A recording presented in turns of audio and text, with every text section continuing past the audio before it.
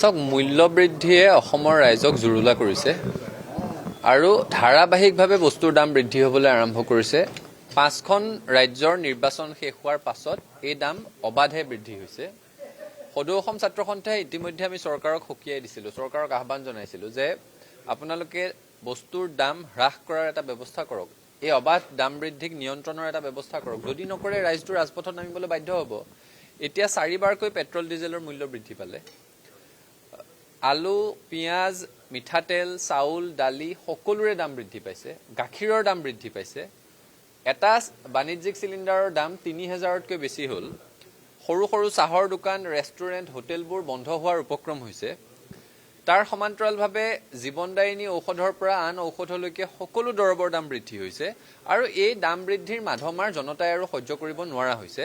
আৰু সেইকাৰণে এই দাম বৃদ্ধিৰ প্ৰতিবাদত আৰু দাম হ্ৰাস কৰাৰ দাবীত অহা 22 মে তাৰিখে ৰাজ্যজুৰি সদৌ অসম ছাত্ৰ সন্থাৰ আহ্বানত প্ৰতিখন জিলা ছাত্ৰ সন্থাই নিজ নিজ জিলা সদৰত বিক্ষোভ সমদল বাহিৰ কৰিব। আন্দোলনৰ বিকল্প নাই, আন্দোলন অনিবাৰ্য।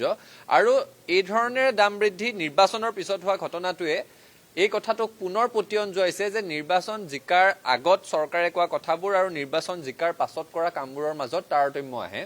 প্ৰধানমন্ত্ৰীগৰাকীয়ে এতিয়া দেশবাসীক আহ্বান জনোৱা দেখা গৈছে যে মিঠাতেল কমকৈ ব্যৱহাৰ কৰিব লাগে, ব্যক্তিগত বাহন পৰাপক্ষত এৰাই চলিব লাগে।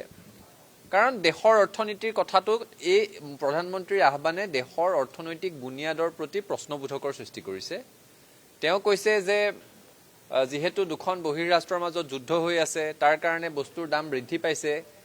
তেওঁৰ কথাবোৰ যুক্তিসংগত বুলি ধৰি ল'লেও এটা বুনিয়াদী প্ৰশ্ন উত্থাপন হয়, যেতিয়া 5খনকৈ ৰাজ্যৰ নিৰ্বাচন চলি আছিল, যেতিয়া শ শ হাজাৰ হাজাৰ গাড়ীক লৈ সমদল বাহিৰ হৈছিল, ডাঙৰ ডাঙৰ ৰাজহুৱা সভা হৈছিল, ডাঙৰ ডাঙৰ ভোজ ভাতৰ আয়োজন হৈছিল, তেতিয়া তেওঁৰ এই আহ্বানবোৰৰ কথা কিয় মনত পৰা নাছিল?